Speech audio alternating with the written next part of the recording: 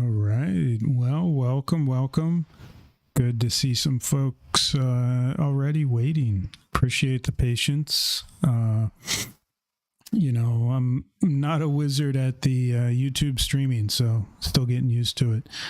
So today we're going to talk about candlestick charts. And for those who are new to crypto, candlestick charts are the price charts that you usually see on different websites that talk about the price of a asset. It could be equity, stocks, commodities, crypto, whatever it is. You're usually going to see them represented as a candlestick chart, and second to that, you're going to often see it as a line type chart.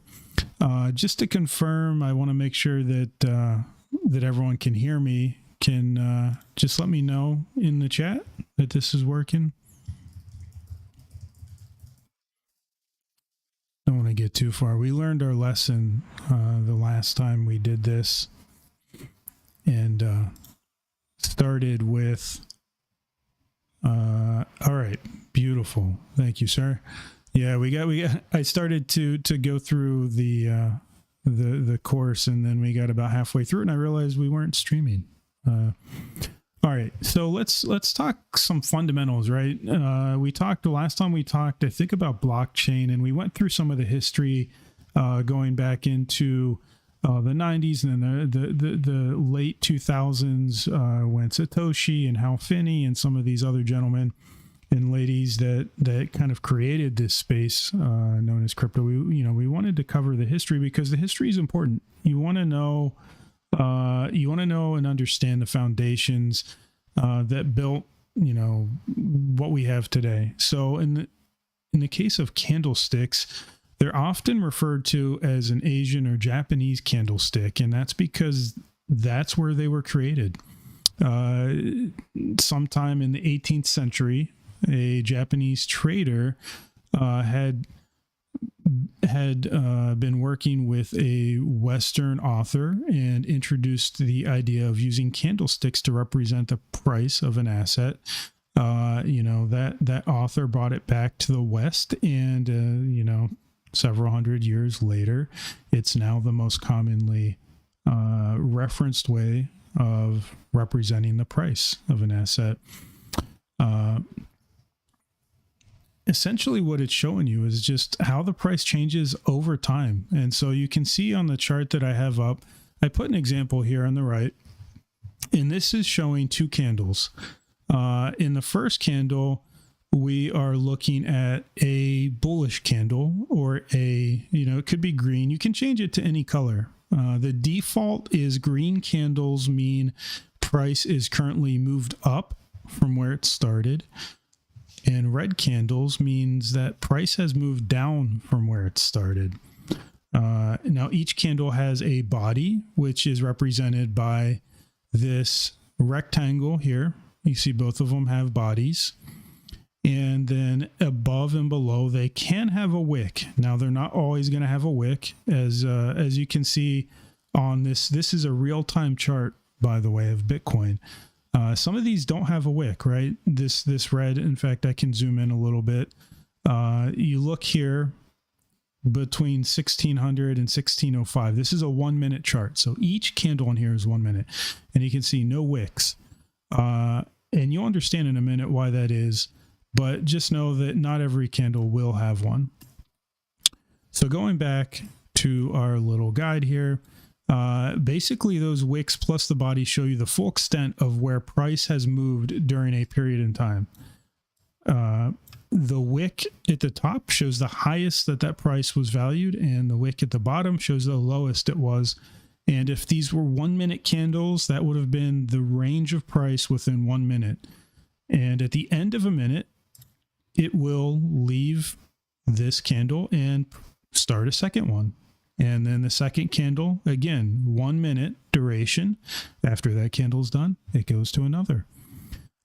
Now, the thing to understand about these candles is when they open up, let's use this current candle as an example, right? So it opens up where it closed. So in this case, this candle in red closed here. Immediately the candle would have opened at the same price. And then at some point it looks like the candle wicked down and then it shot up. And as you can see, this is quite a big move up. Actually, I guess while we were talking here, it looks like we just broke above 20,000. That's exciting. That's only happened at least 50 times over the past week. So anyways, let me zoom back out here. Okay, there we go. So when you're looking at these candles,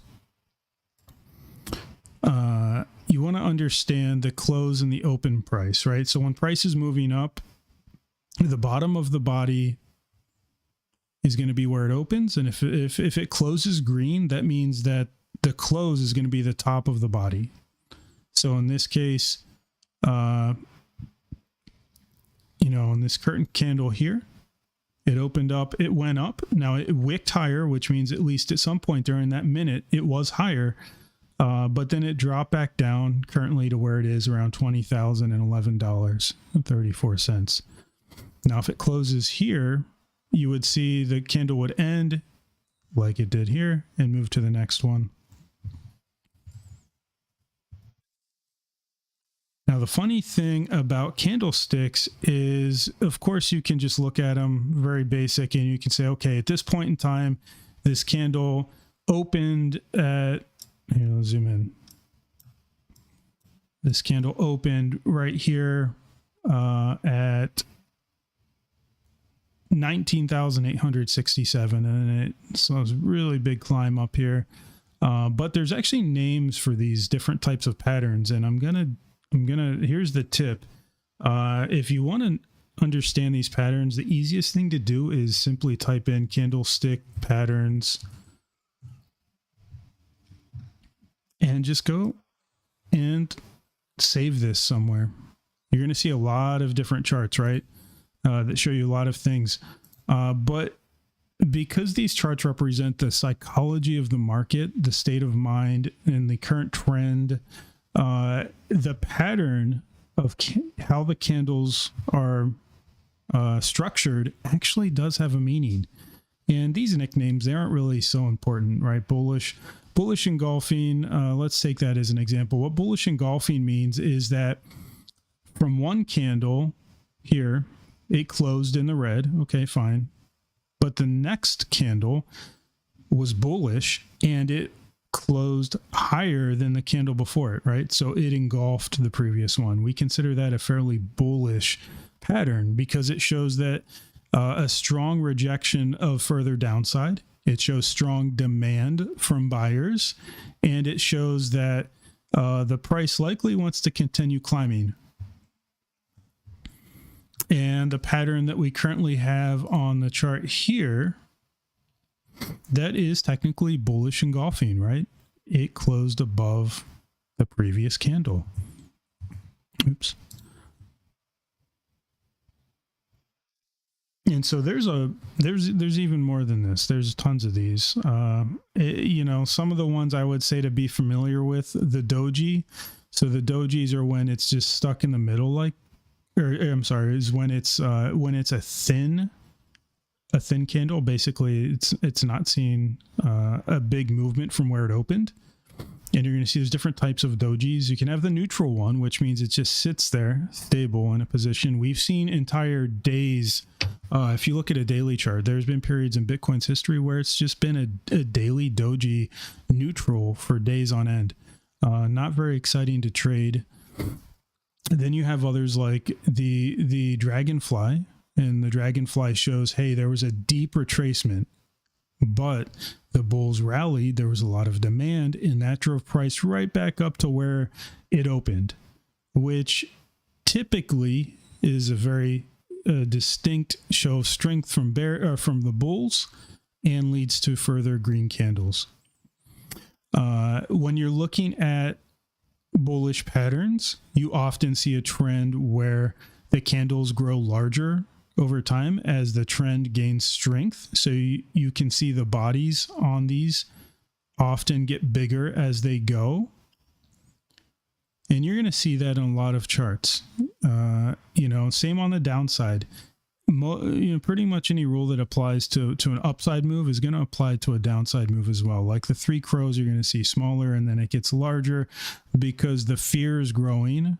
The pace of selling is growing, but eventually it peaks. And then when it peaks, that's when this downtrend is going to flip into one of these bullish candlestick patterns once the market hits a strong demand zone. And a demand zone would be where you're going to see a lot of buyers waiting.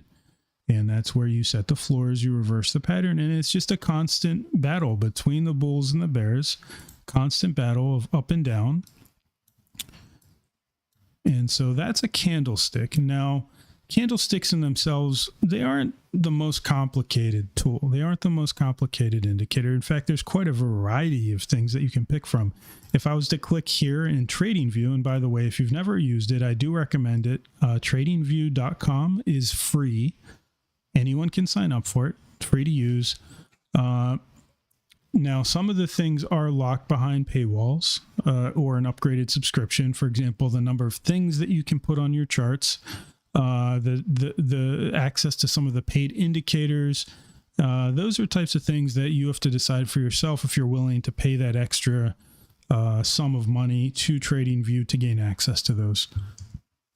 But I would say for most people watching this, you probably can just do the free version. So when you look at indicators, there are thousands of these, just thousands upon thousands, all sorts of things. There's even automated like bot indicators that you can use. Some people do what we call algorithmic trading. It's managed by bots. Bots will enter and exit trades based on certain indicators, certain data in the market. And let me see if I just type in bot strategy. Let's find a popular one. This is just to give you an example of something that exists out there.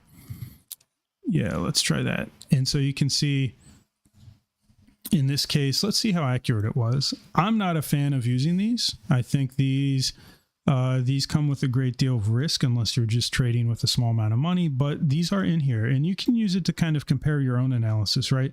So in this case, it's saying sell here, buy here. Okay, that's not terrible. It's a little late on the sell signal. Great on the buy here. Sell signal here. Okay, that one was pretty good. The buy signal here. The sell signal is a little bit short. So you can see there's a little bit of lag time. And that's a problem with some of these indicators is that they're not going to accurately forecast the market. They're lagging indicators based on previous data, the data before it, right? And so it may not be the best strategy. What do I recommend that you use? Well, let's delete this. So my thought, if you're just getting into crypto, there's a few things you should probably put on your chart. One, and this is a really basic one, but it's very popular. One is the RSI. So RSI is a type of what they call momentum indicator. It's showing essentially it's showing how fast the market is moving in a direction relative to previous periods.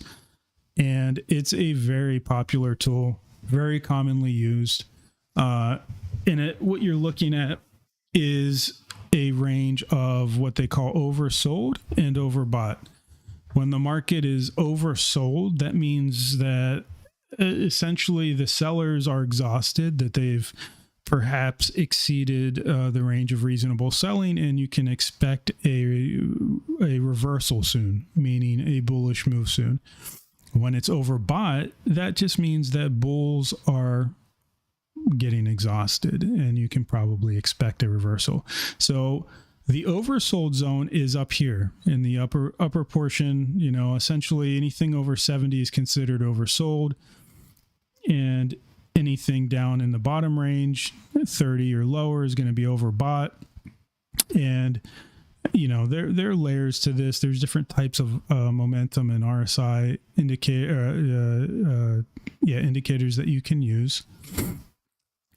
And in this case, you can go off of the purple line, right?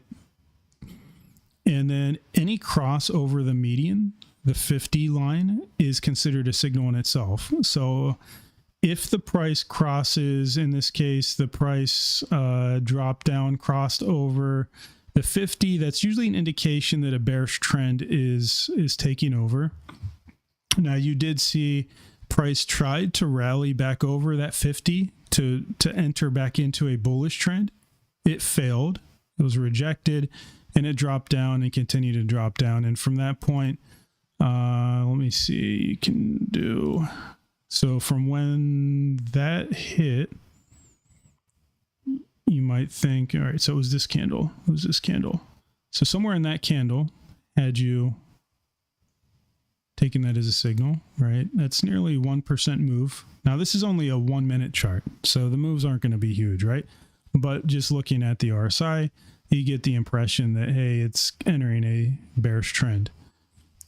But now you're seeing it did cross back over, and it looks like it sustained, right? It didn't fall back in.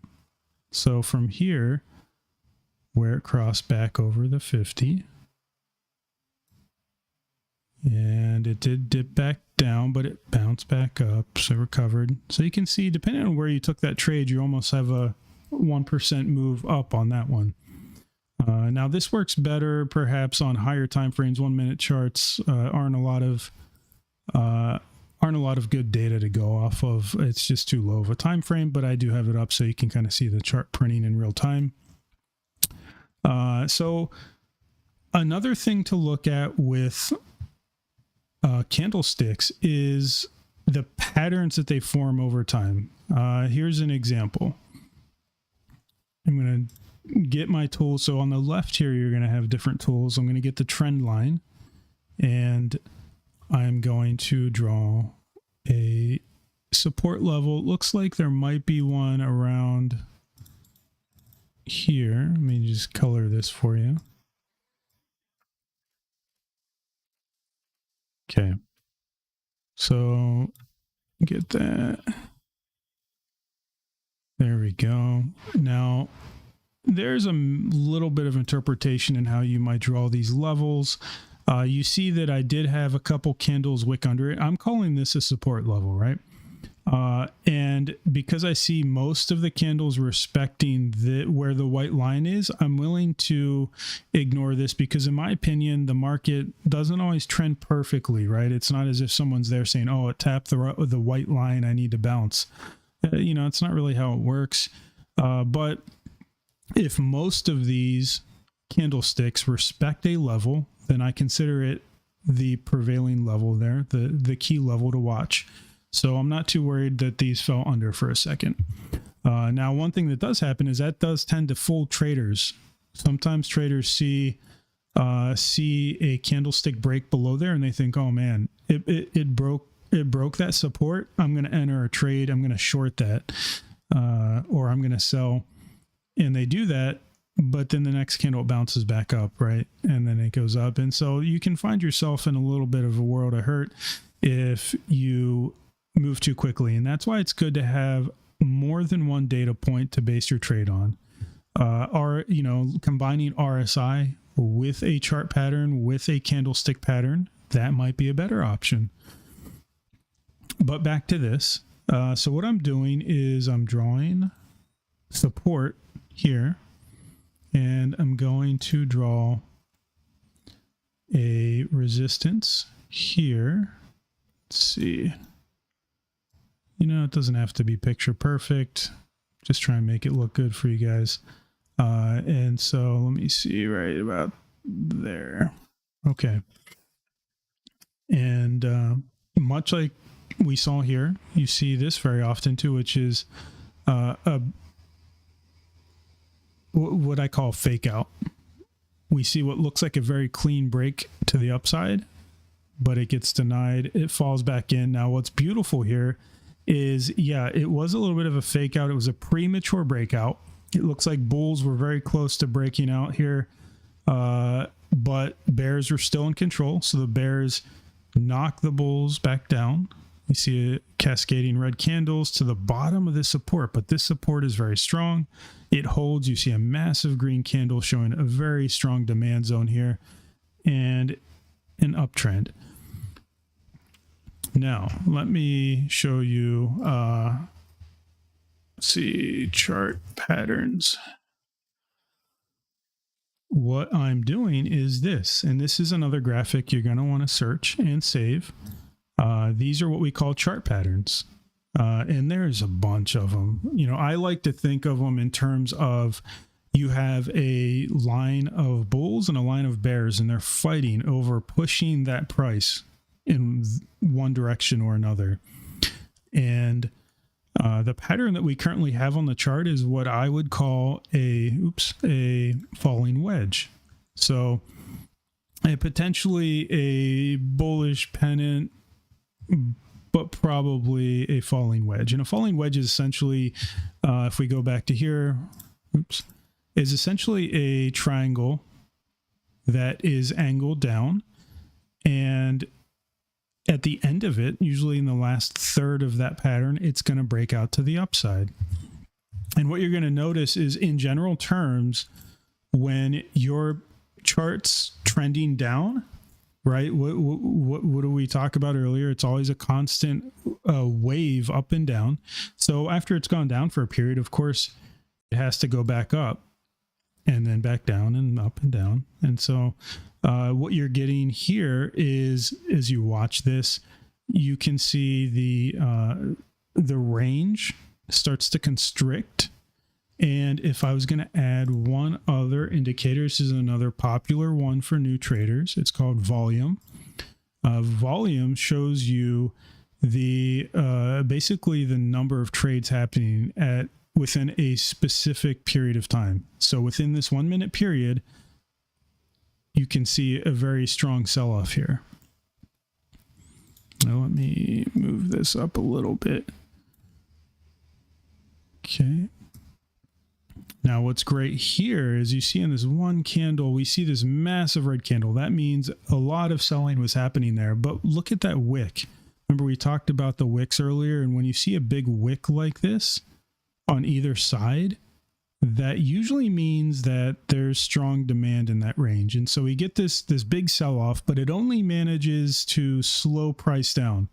Still red candle, it slows it down. So then we have one more big sell-off, but you can see the volume at this point is exhausted. The bears blew everything they had on this candle. They get to the next one. It does drop. It hits the support, but the bears just don't have the strength to keep going. And the next candle turns green, and boom. So usually what you want to do is when you see this type of, for example, this falling wedge, once you get to the last third of it, start looking for confirmation of a breakout, but also not to be fooled, because often these breakouts can fake out one way or another. Here and here both would have tricked you into a bad trade, right? So what you're looking for is a high volume candle at the end of a pattern. And in this case, we got it. The high volume candle respected that support. Okay, good. That's a good sign. And so what I probably would have done was, once we bounced, I would have looked for a confirmation that we close a candle over this and then enter a trade somewhere in this range. Because now you've cleanly broken out of this pattern. You're beginning a new pattern. And you can also see on this chart, at the same time period where we had this massive red candle, that the RSI was at a very low range here. It's approaching its oversold range. So another indicator, hey, maybe this is getting to be a spicy trade. This might be a good entry. And you could ride that up. Now, if we just going off of the chart patterns again, let me delete everything. Remove 9 drawings. Yes. So here's, let me see. I'm going to do another one. So to validate a support level, which is, this is a support, or a resistance. We'll call this a resistance, right? To validate them, you need at least 2 taps. You need to have at least 2 occasions. Here's 1, and then here's 2 for it to be considered a valid support or resistance. And we have the same thing up here too. Okay, see where that looks good. Maybe like that. Yeah, and you can kind of fine tune these, you know, like I said, there's always a little bit of interpretation that goes into this. All right. So now here what we're seeing was when this broke to the upside, we're going to now see an uptrend. And if we go back to our handy chart, you might consider this a bearish flag. You might also consider this what I just generally call like an uptrend channel, fully expecting that it's going to break down. This is similar to the pattern we saw in Bitcoin on the higher time frames. In fact, let me zoom out. Let's auto fit to the screen. Yeah, so this might look familiar to everyone. This is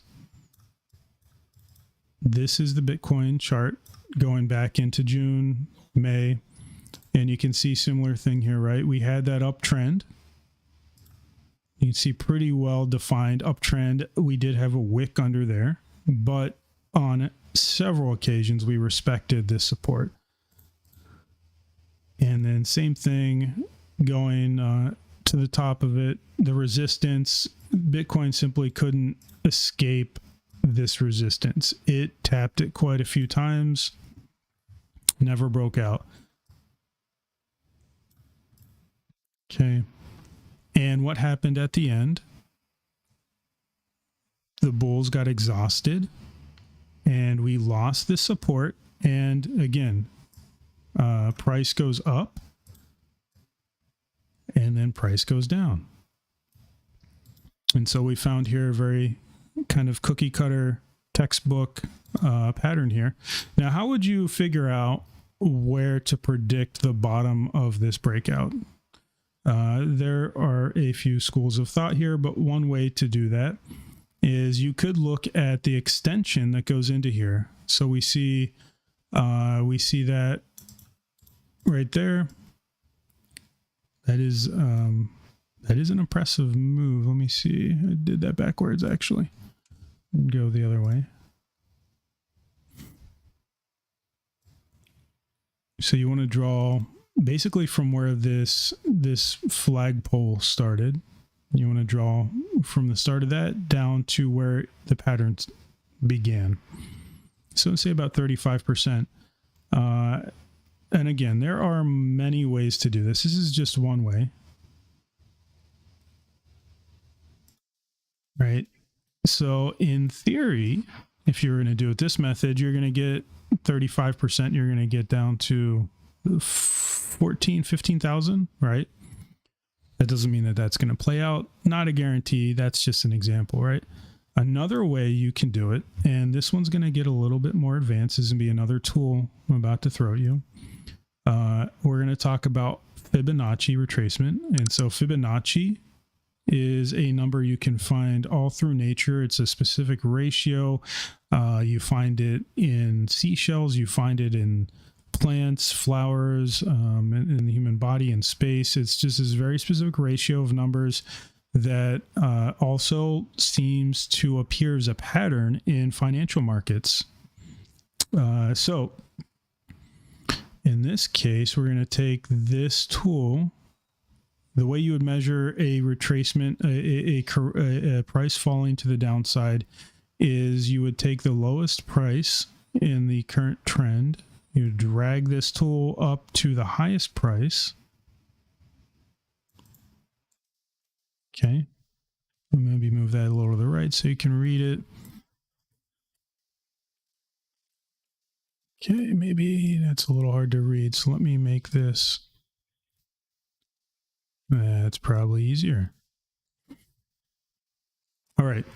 And so basically what that's saying is retracement is another word for correction, or it's another word for reverse, like reversing the direction of the price. Like how far is the price going to reverse before it continues in that trend, right?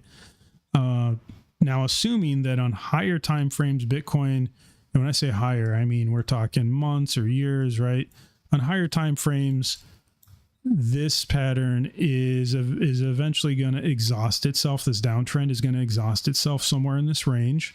And then it's going to continue up. And as many people are predicting, right, price eventually is going to maybe hit like $100-something thousand as an example, right? But before it can do that, it has to go down.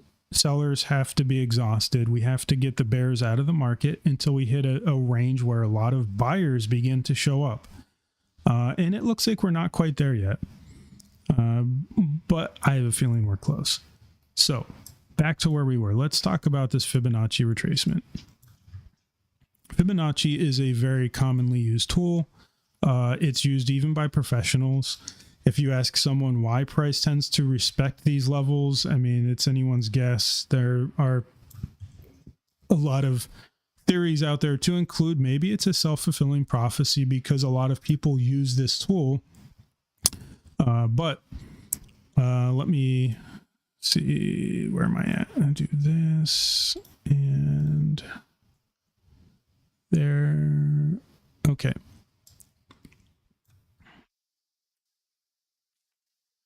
So one thing you're going to notice is, so 0%, if it didn't retrace and just kept going, obviously, then 0% is where it would be. That means price hasn't retraced at all. And then as you go down, it's saying, all right, it's retraced 23% or 38%, 50%. Depending on who you ask, the general range you want to see a correction to is what I would call the golden pocket. Between 50% and the 62% is really a really ideal range. Now, we didn't get that this time. Actually, this candle that broke down below that 62%, that was last week when Jay Powell, the U.S. Fed, had the speech that scared the markets. And it's that type of real world event sometimes that triggers the market to respond in a certain way and to set levels or to break levels. In this case, it broke a support level there around 20.7K that had been respected back here. And you can see in other cases it had supported price through July. So we broke down below. Now, what's funny is, again, this Fibonacci level open to some interpretation, but you can see price here, once it fell under that 50% level, it tried 3 times to recover back over 50%, and it was not able to. Now I'm going to make these a little bit bigger for you so you can see. There we go. See, stuck at that 50%. Now, depending on who you ask, again, like one of the more famous market analysts from 100-something years ago, W.D. Yan, he's a big proponent of that 50% retracement level. In his opinion, that is the ideal ratio. Dropping below that could indicate bearish sentiment is growing. Then from a Fibonacci perspective, usually that golden pocket around the 60s is a very ideal ratio to retrace to and then bounce back up. I would say a very bullish retracement would be just dropping to 38% or higher. And you do see that sometimes. Price might have, instead of dropping all the way down, price might have bounced here, or it may have bounced here, right? But instead, we tried to find a bottom around 50% and it failed. So we dropped down. And unfortunately, we lost that 62% level. Price tried to recover it, and it failed. And so that's where, right here, it still looks like the prevailing sentiment is bearish. We couldn't capture any of these higher levels as support. So now we're probably going to test this 78% level, which is almost exactly at $19,000. It's $19,200. Now, we talked a lot about, and I know I'm tossing a lot of stuff out there for you. This is just meant to be an introduction. I'm I'm not expecting that you will go out right after this and can do all of these things. This is to introduce new ideas to you, all of which are considered just fundamentals of trading. I'm not Warren Buffett, so take it all with a grain of salt. But these are very good things to know. I think if you're going to be an active trader in this space, all of these things that we've covered so far are things that you will do. These are tools that you will use, or that you'll at least communicate with other people, or you'll see other people write about using. And so you want to understand it. All right, so we talked about the diagonal levels here, like these, but also you have horizontal, vertical levels that you can look at. Let's just grab our horizontal line. And you can see, for example, here, 28,674. We saw an entire month that price was supported here. And then this was that big capitulation candle. For those who don't remember, this was at the same time that Luna, between here, actually, I think it was one of these was a Luna meltdown, and another one of these was when some of those CFI, centralized financed services, were effectively going bankrupt. And a lot of users and investors lost money in those. And so those two triggered capitulation. Now, the difference here is we saw a massive sell-off. The big one here is we saw a big buy event after. Look at that big green candle. So, and then you can see lots of buying, lots of buying, lots of buying. We didn't see that over here. So lots of buying, and then we saw an uptrend emerge all the way from June until August when we started to fall down. But these horizontal levels are important to note. So horizontals also are key support levels, and let's draw a few more. Like you could see here, we talked about this one earlier. You can see once price was recovered over it in July, it managed to stay over it until August. And then here it took a big news event to break below it. Okay. Here is another one. Oops. Right around that range. And then of course, this is the lowest price we've seen so far this in the past year, 17.7K. It depends on which exchange you're on. That might be a little bit different. But that's the level we really want to watch. And that's a level a lot of people are expecting, right? Looking for a possible double bottom, hopefully not lower, but it could go lower. You just never know. Now, if we go back and you start to look at the charts a little bit differently when you realize there are diagonal channels and patterns that they move through, and there are horizontal levels, and they're all applicable in different times, different ways. And you're going to see it all over the place now, right? You can look back here. August of 2021 came into play in 2022, February and March. And so that's the other thing is historical levels have precedent. Historical levels do matter. Look at this. Look at this here. April, May of 2022. May to July 2021. January, February 2021. Actually, that might even go into December. Yeah, a little bit into December 2020. So now look at this. Over how many years? 2020 all the way to 2022. That level has come into play. And you can see why at this point, when we were sitting here, a lot of people felt pretty good that wick down here to 24K and that bounce up, it did look like we might find a support level there. But the market wasn't done capitulating. There was still selling that had to happen, and that's what we saw here. We saw the selling, but in this case, we finally saw buyers start to show up, which means we hit a demand zone. That means in the upper teens that a lot of buyers were waiting to enter the market. They were waiting. They think that that's a good price. And what we haven't seen is a major, I know we do see some big red candles over here, but we haven't seen a major sell-off. Like the candles over here aren't massive, right? I consider the capitulation having happened between May and June, and everything since then now we're really just in the quiet range of a bear market, and things kind of tend to slow down at that point. So I'm going to pause at this point. I'm going to go and hope that YouTube is still working. All right. All right, great. Okay, so first question, how reliable are these patterns, and would you buy crypto if you've seen a pattern from candles? There are websites that you can go to that they talk about the probability of a pattern playing out. So if I go back to this one, there are websites out there. It's a little hard to find the data, and it's not going to be consistent in every market, right? What works in a stock market is going to be different in Forex, is going to be different in crypto, is going to be different in commodities, so on and so forth. But you can have kind of a general indication. Some of these are much stronger patterns than others. What would lead me to enter a trade and feel reliable? I would look at multiple indicators. So my personal trading strategy, I'll just show you guys very briefly.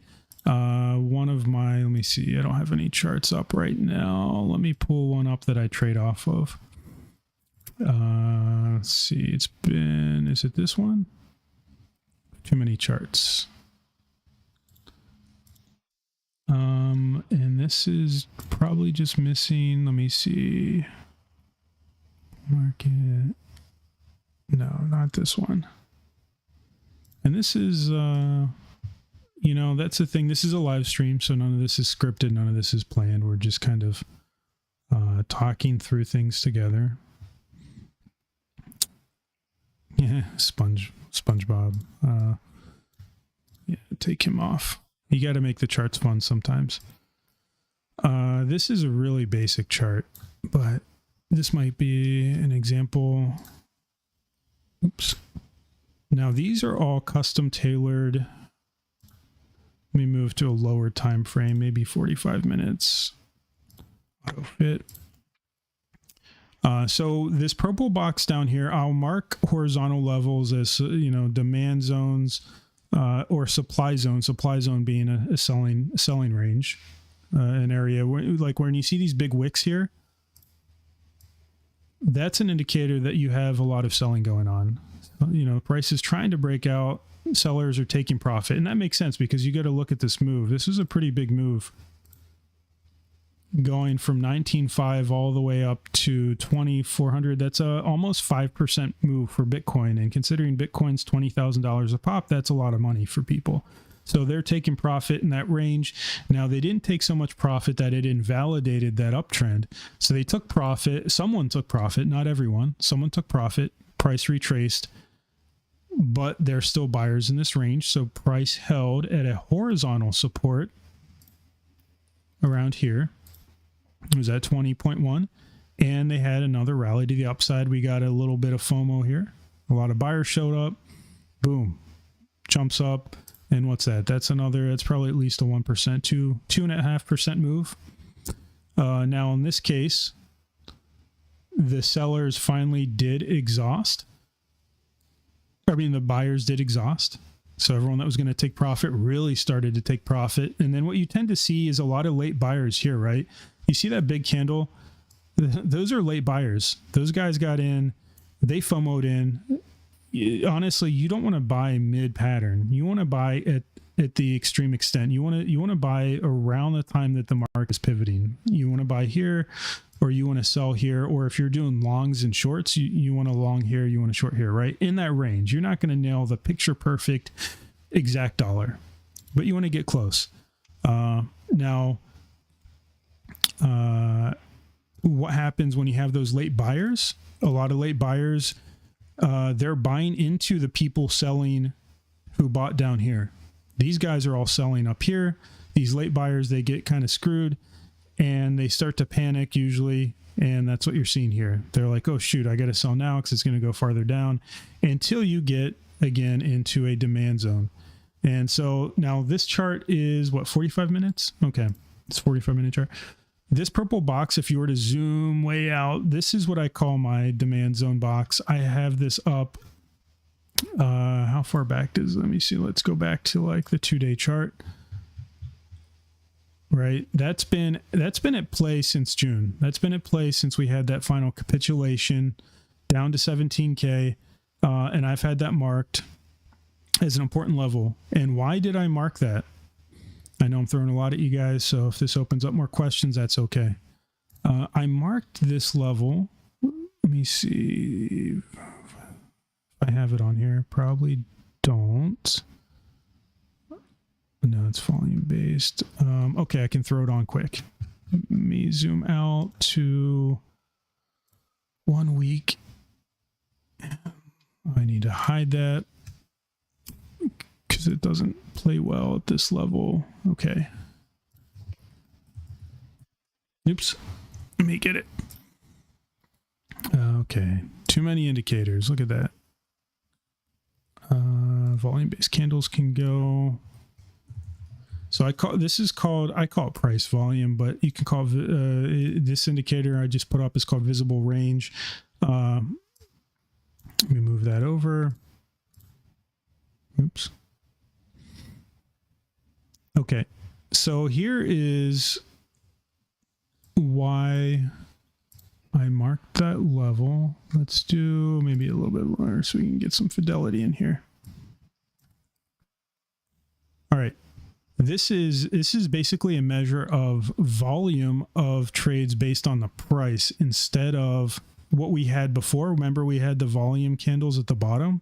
The ones at the bottom down here, they're not down here now, but if they were, they're based on time. Each candlestick has a volume candle, right? Red or green, depending on which one's the more prevalent trend there. The ones on the right side of the screen are telling you, hey, at this like $11,400, this is the volume of selling and buying we had.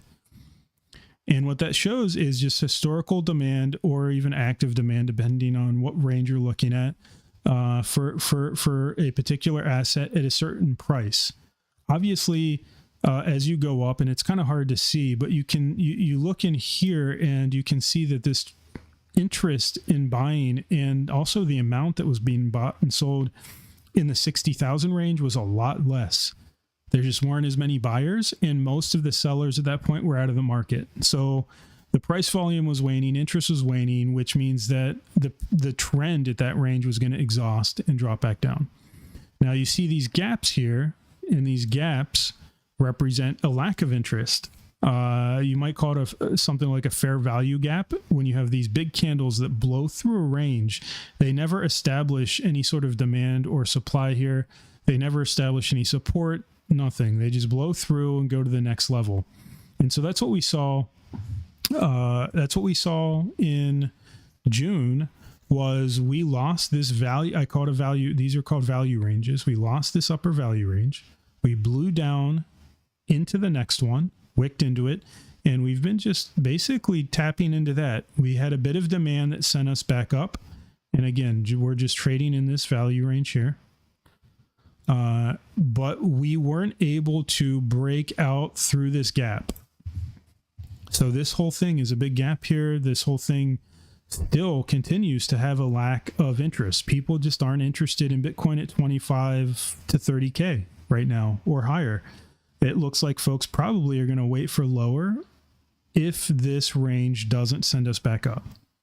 And so when I built these boxes you can see map to the ends of the two value ranges.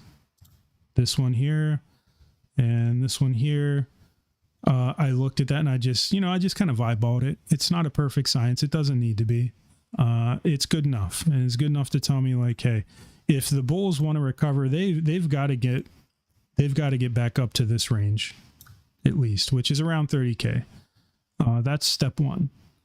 And the bears, if they want to send this back down, they just got to blow through this. So that 17K is basically at the very tippity end of this value range. And if they do, that's why you're seeing people calling for things like 10K, because 10K, 11K, maybe even up into 12K is the last time that we had any meaningful demand below here, because this portion, this was the end of 2020. when we blew through there fairly quick. We never really retraced. If you look in there, you're going to see, right, there's effectively almost no red candles. A lot of green going up there. All right. So yeah, that was maybe a little bit more than I wanted to throw at folks right now, but I think that's a good one. Now, the other thing I'm watching, I guess the question was, how do I do it? The other thing I do is a modified Bollinger Band. If I'm trading on lower time frames, I don't enter trades explicitly on when things tap a Bollinger Band, but basically a Bollinger Band is the guy who created it is actually on Twitter, and he actively talks about trading. He talks about his indicator. He talks about he's a very famous market analyst, and he created these as a very basic way of representing movements within the market. Right, you tap that upper band. It's very similar to what we talked about before with momentum. You tap that upper band, you may be tapping the top of the current pattern, the top of the current trend. You may start to trend down, and you see it does kind of play out. Now, sometimes you do breach it. Usually these, when you blow through the bands, it tends to bounce back up for a little bit, but it's usually a sign that price wants to keep going in that direction. Not always, but often. Okay, let's see. Just trying to clean things up. So I have that. And you can see price often does respect, not always, but it does often respect these levels. So you can see here in March of 22, you saw price tried to break through that mean here in the Bollinger Band. Didn't quite make it that time. Next candle blew through, came back down, retested it, but then it failed that retest. Drop back down, tried one more time to break through, failed, tried again, failed, didn't even make it the next try, and then that's when we had our first capitulation candle there, right? So there's a story to tell in all of this. It's just a lot to take in. The other thing I have down here, this I believe is TSI. It's just another momentum indicator. When price let me see, let me switch to the smaller time frames. It's easier to see. On lower time frames, now this one I did add a little bit of an indicator. I don't explicitly go off of this, but it does tell you when it sees a strong momentum shift, it says, hey, you may want to pay attention. This might be an opportunity to enter a long. But when it's in that upper band, generally speaking, when it's in that brown band, for too long, it's going to exhaust and you're going to see a downtrend. And that's what we saw here, right? It was in here through this period. Same thing, it exhausted, and you see that as that blue line, which is the actual TSIs, you see that start to dip down. That means that the buyers are exhausted and the momentum shifting.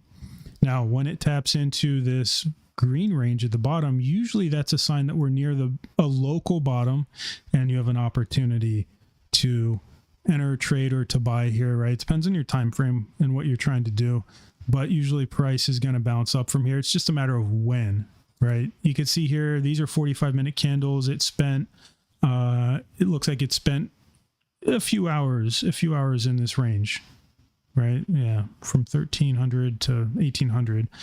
So it's quite a few hours.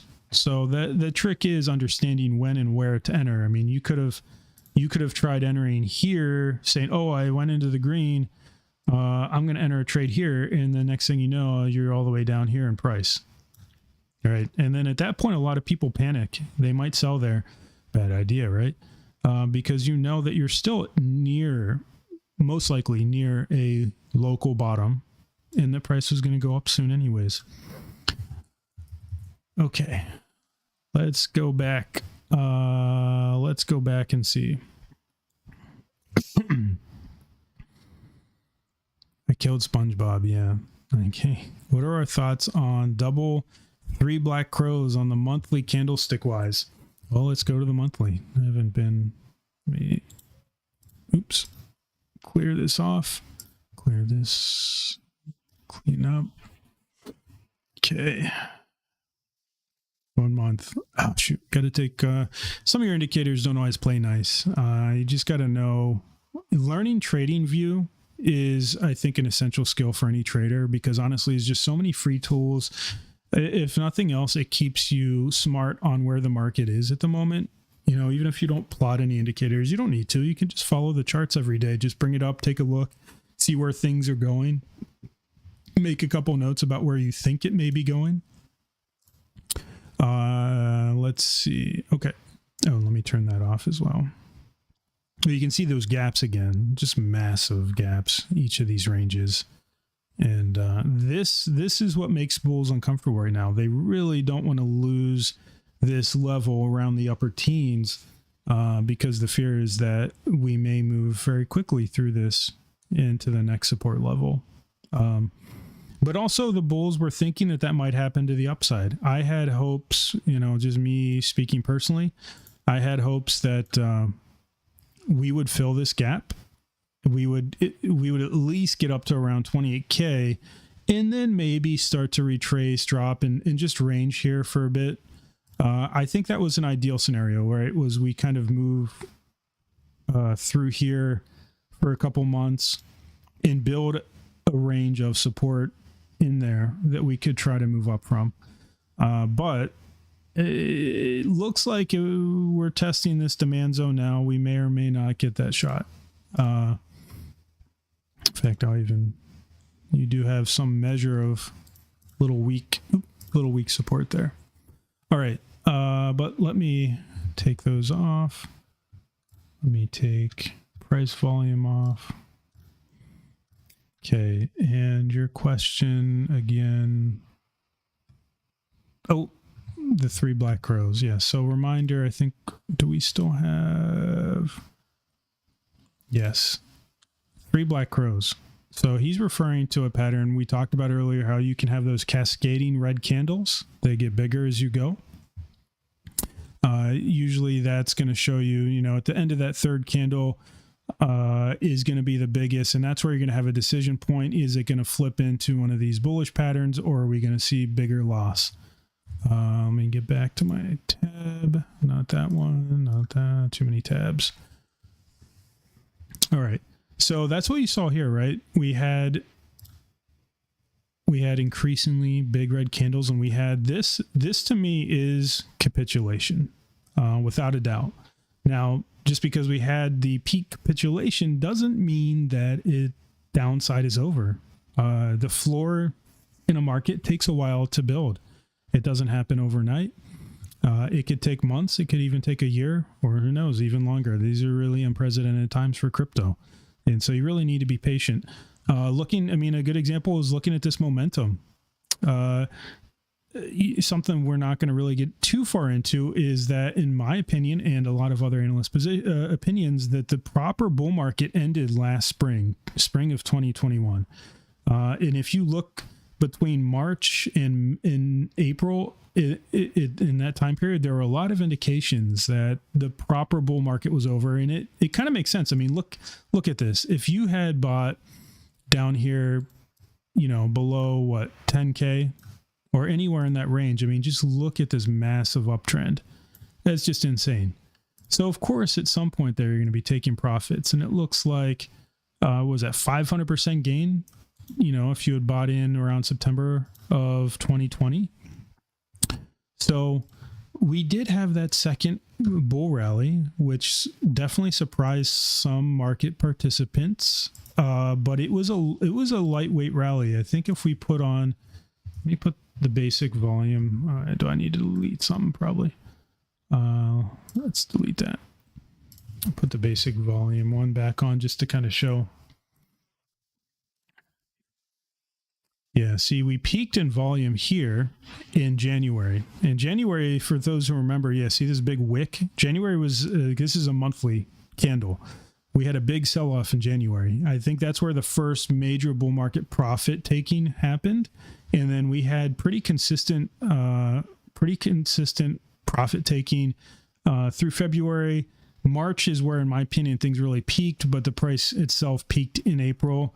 That's just where you have kind of peak FOMO from all the other retail market participants, not the smart money, the dumb money, pardon the language, but that's what we'll call it, right? The dumb money always buys the top. they're so hyped after all these months. They think it's just going to keep going, so they buy, and then that's when the real buyers, the big buyers, have stepped out. So the floor is gone, price drops. And you can see here the volume says it all. Volume peaked, gets weaker. Now it's red. Now it's really red, right? So, and you can see, according to momentum, we call this a divergence. The momentum at this point in May actually is starting to trend down. Which one did I just pick? Did I pick that? Probably the wrong thing. Okay. Momentum's trending down. But from here, price... Oh, why does it keep doing that? Price is trending up. And we did see that reflected a little bit here, but overall the pattern's still clearly in a downtrend. And it continued to trend up again there. What you're seeing here is what we call bearish divergence, in that the momentum, the trend, the strength of the buyers, I mean, it's clearly like a prevailing trend here is in favor of the sellers, in favor of the bears. So even if the price is going up, that means that uptrend is very weak and it's bound to crash at any point. And that's what happened, right? We've been kind of lucky that we went as long as we did, but I can't. Interesting. Okay. But it basically means that we were setting up for the drop, and it came.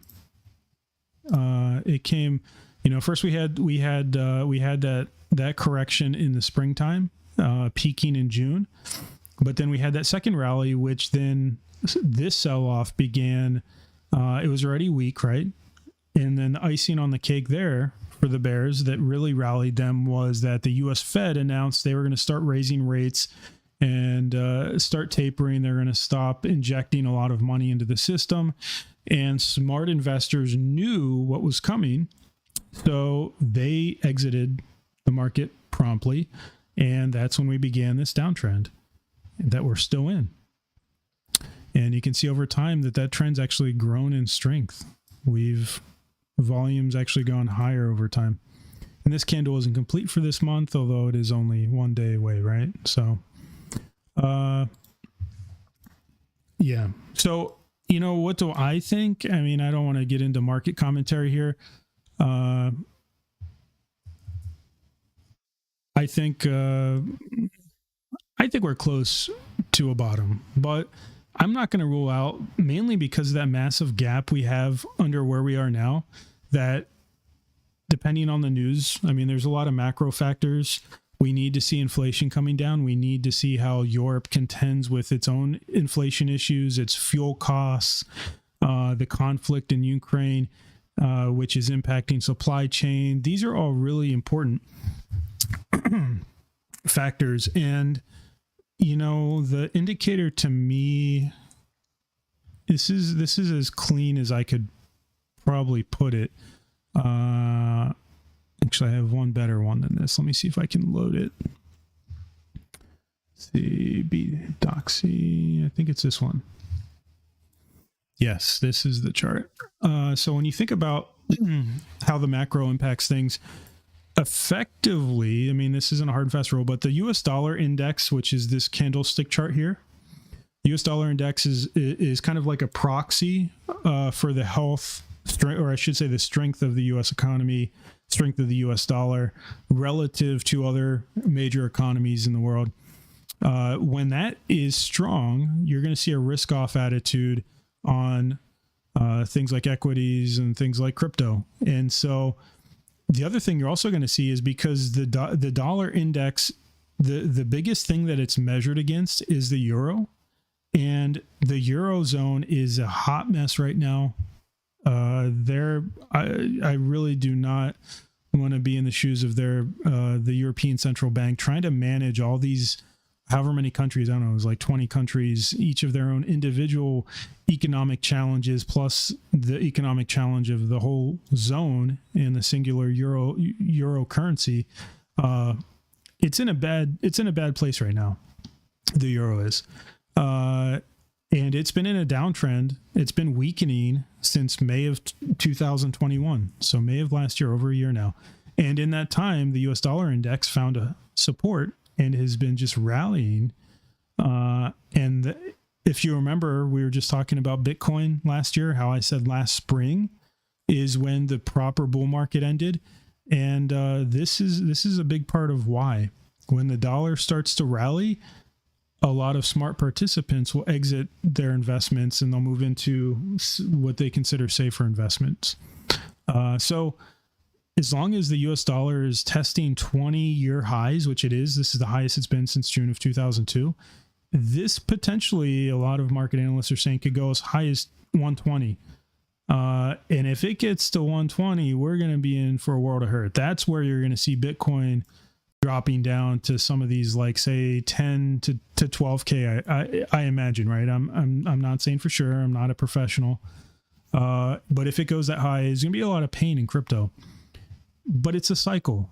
Once the US dollar index taps out and it starts to fall, that's when our next bull market most likely will run. And let me show you something cool. So for those, this will be a little bit of a history lesson. When you think of historical, let me remove some stuff here, and this chart's a little bit busy. Euro hide. Okay. Perfect. Oh yeah. JPAL. That's the Fed chair. Okay.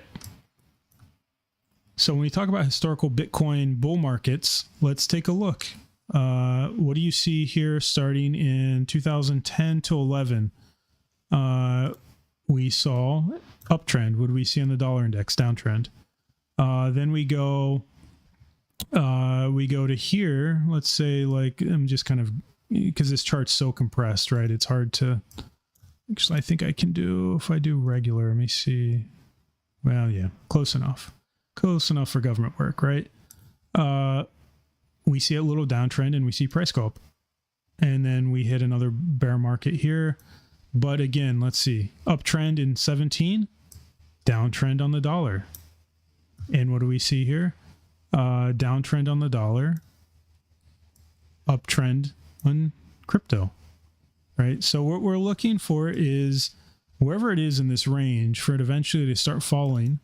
And then that's when hopefully that'll give us some breathing room for crypto. Now, the thing is, for the US dollar to begin dropping, it's either going to require a pivot by the US government and or the euro and the European Central Bank to make their own big major changes to start regaining some strength on the euro. Otherwise, that's kind of artificially propping up the dollar, in my opinion, and it just makes it a lot harder for risk-on assets like crypto to gain, a foothold on an uptrend. All right. Right. Looking at questions. Let's see. That was funny. Yes, I do like to draw. Good point, Aaron. I do my own art for fun. One last question is, what are your signs of a new pattern starting? I think we kind of covered a lot of it, but some of the things we talked about before, you can look, it depends on your own strategy, right? It's always going to be different for everyone. I'm going to be looking at market structure. So here, I would say a new trend is starting when we have a breakdown in structure here. I always want confirmation. I'm not going to trust the first candle that breaks out of a pattern. Now that's risk. That's not as, you can take a certain level of risk when you trade. Some people might say, hey, they're going to enter here because they're just anticipating that it's going to break below. They feel, for other reasons, maybe volume, maybe momentum, that it's going to drop, or they expect maybe this day is a big news event from the US Fed and they think it's going to be bearish, and so they just enter the trade. But if you're less risk averse, you can wait for a candle on lower time frames. Let's go down to say a 12-hour. I could wait for the first 12-hour candle to close, and I look at it. I'm like, okay, this closed. I'm going to enter a short position, in this range, or wherever it makes sense. And it wouldn't have been the most brilliant one, but it would have profited, right? The key there is just when you're doing those kind of trades, though, is managing your risk and managing things like stop loss.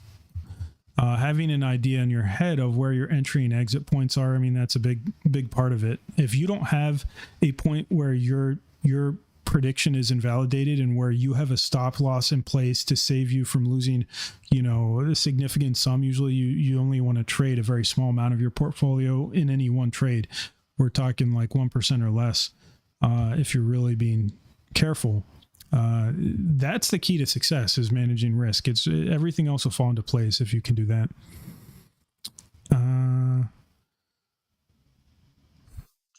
When's the next tapering? Not a bear. Smile. Okay. What do I think about ETH? Yeah, I personally love ETH. I don't know exactly. There's going to be a lot of volatility going into the merge, and there's no guarantee that the merge is going to be super bullish. But the tokenomics, from what I understand, the tokenomics of Ethereum as a chain after the merge changed significantly. And I still think that this is a good range to dollar cost average into. I am stacking ETH. But I'm doing spot. I'm buying ETH a little bit at a time. Usually I do it, everything I'm doing, I mean, either Bitcoin or Ethereum, is I'm looking, I closed that chart, didn't I? I probably closed it.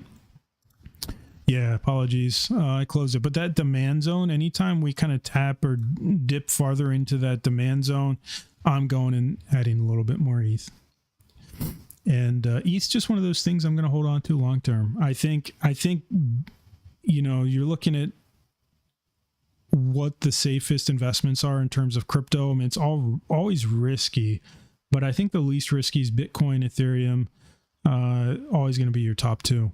And then, of course, you do your research. All of us are here, or most of us are here, as there's a lot of NumisMe investors, and you're looking for the other promising altcoins in the space that have real world, real life, actual utility. That will be the narrative into the next cycle.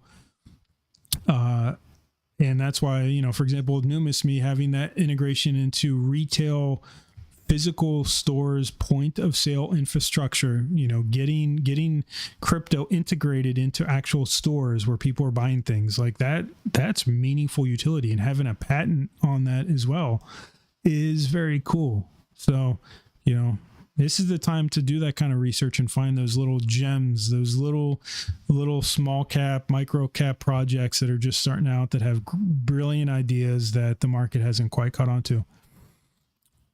Do I think the merge will bring much more buyers, making a demand zone than resulting?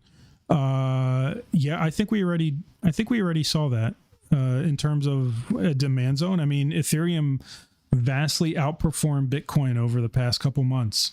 That's a result of having just a strong demand zone in the upper, just below $1,000. Clearly, a lot of buyers stepped in there thinking it was a good value at that price. So you might expect a similar reaction if we drop down there again. Right. Any other questions? If not, I'm getting hungry, gang. This has been a long stream. I can't believe how long this went. It's been fun though. I love the Q&A. I hope it was helpful for folks too. A reminder, I said it before, but this is just informal. This is just me talking through stuff. I'm not I'm not a billionaire. I'm not a hedge fund manager. I'm not Warren Buffett. I'm just a guy that does do a lot of stuff in charts. So this is a good foundation. This is an introduction to a lot of very commonly used tools, indicators, concepts. All right, gang. I'm glad to hear I helped. If you're looking for me, you can always look up NumisMe on Twitter. It's probably how you found us. If you didn't find us, if you actually found us through YouTube, feel free to just look us up on Twitter, or you can hit me up on Twitter personally. My tag is the number 1 and then the letters MR Poppy, PAPI. And I'd be happy to chat with you guys and ladies about anything that's on your mind here.